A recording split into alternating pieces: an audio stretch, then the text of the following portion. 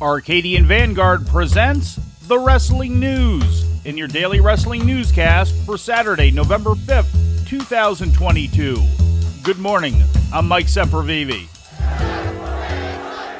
Ladies and gentlemen, in just a little more than 24 hours in our main event, Logan Paul, with his brother Jake in his corner, will try to pull the biggest upset in history when he takes on Roman Reigns for the undisputed WWE Universal Championship. WWE brought Logan Paul and WWE Universal Champion Roman Reigns together for a press conference in Riyadh, Saudi Arabia yesterday, ahead of today's Crown Jewel Premium Live event at Mirsul Park. During the confrontation with Reigns and Paul Heyman, Logan Paul also introduced his brother Jake Paul, who will be in his corner when he wrestles Reigns for the title. Jake Paul is coming off a victory by unanimous decision in a boxing match with former UFC middleweight champion Anderson Silva last Saturday. Inshallah, my brother will do the unthinkable and beat Roman Reigns, just like they said I wouldn't beat Anderson Silva. And guess what, Paul Heyman? You said it first. Remember when you lied to the WWE fans and said that Anderson would knock me out? Well, guess what, buddy? I exterminated the spider, and that's what my brother's gonna do tomorrow against Roman Reigns. Reigns was joined in the final moments of the press conference by the Usos and Solo Sikoa of the Bloodline. Absent from the press conference was Bloodline member Sami Zayn, who has been kept off all of WWE's Saudi Arabia shows thus far, which the Wrestling Observer newsletter and others have indicated has been due to tensions between Saudi Arabia and Syria. Zayn is of Syrian ancestry and has been vocally supportive of Syrian causes in the past. The press conference also featured appearances from Raw Women's Champion Bianca Belair and her Crown Jewel challenger Bayley, as well as Women's Tag Champions Asuka and Alexa Bliss and their opponents Io Sky and Dakota Kai. Braun Strowman and Omos took the stage to participate in a weigh-in ahead of their match, with Omos weighing in at 416 pounds and Strowman at 335. With WWE personnel in Saudi Arabia preparing for Crown Jewel, WWE presented a pre-taped edition of Smackdown last night on Fox, with matches recorded after last week's broadcast at the Enterprise Center in St. Louis.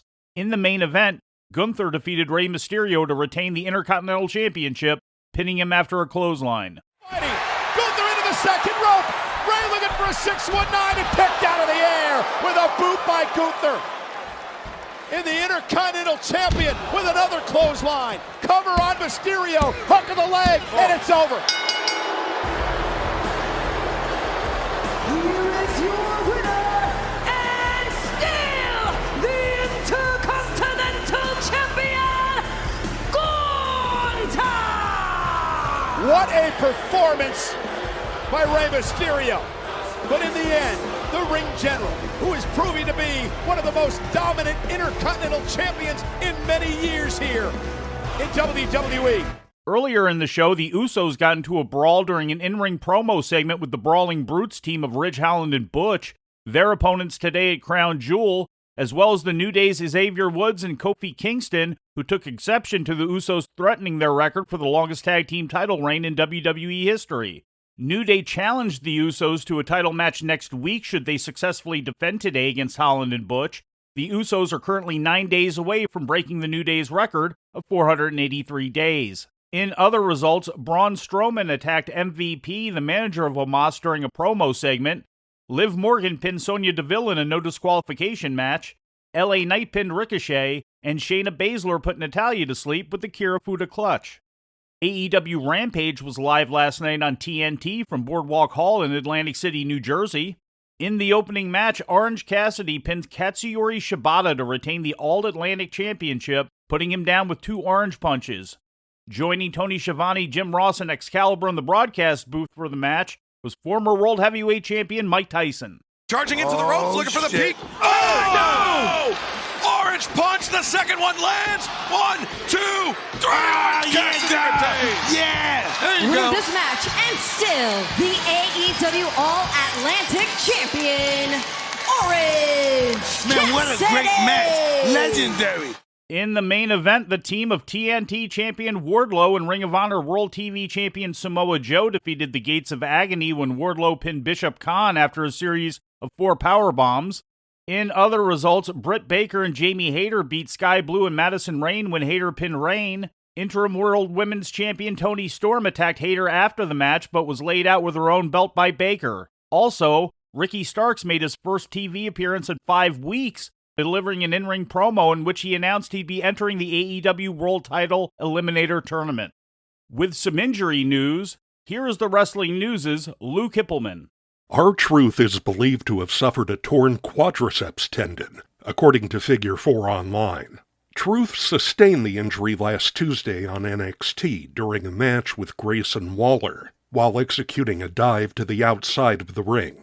The match was stopped and the decision awarded to Waller, with Truth helped back to the locker room by WWE's medical staff.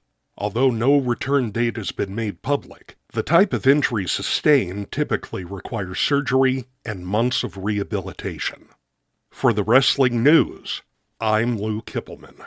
In more WWE news, the company has interest in bringing back Mia Yim, according to a Fightful Select report yesterday. Yim finished up a 5-month stint in Impact on October 8th and has not wrestled since.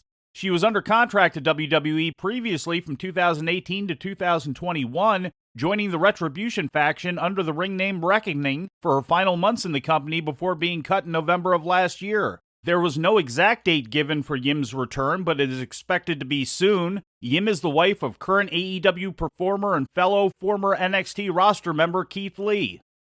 Finally, we close with news out of Japan. New Japan Pro Wrestling held the final card of their Battle Autumn Tour today at Osaka's Prefectural Gymnasium.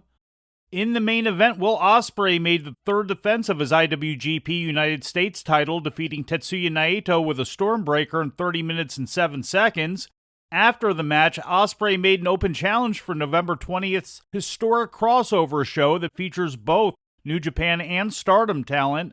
A video then played hyping the return of Shota Umino, now with the nickname Roughneck. Umino then came down to the ring and challenged Ospreay before laying him out with the Death Rider DDT.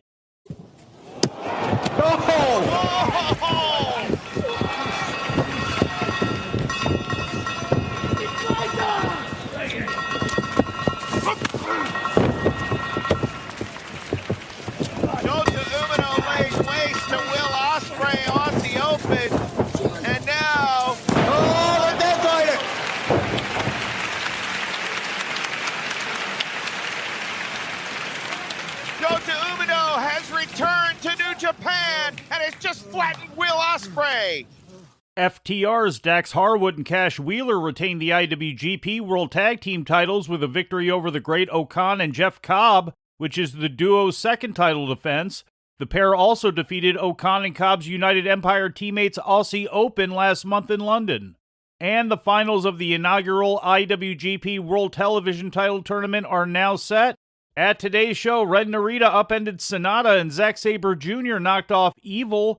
As a result, Sabre and Narita now face off at January 4th's Tokyo Dome show. And before we leave you today, we'd like to remind you that however you consume your content, you can find the wrestling news 24 hours a day and 7 days a week across social media. On Twitter, follow us at Wrestling News AV. Our Facebook page is also Wrestling News AV. The Wrestling News can also be found on the Arcadian Vanguard YouTube page. And for those who utilize Amazon Echo devices, just tell Alexa to play the Wrestling News podcast. And remember to make sure you add podcast at the end. Once again, for daily updates, breaking news, and more, follow the Wrestling News across social media. And that's the news for today. If anything happens, we will be here to tell you about it. No clickbait, no paywall, just the Wrestling News. The Wrestling News is a division of Arcadian Vanguard, and the Wrestling Newscast is a production of the Arcadian Vanguard Podcast Network.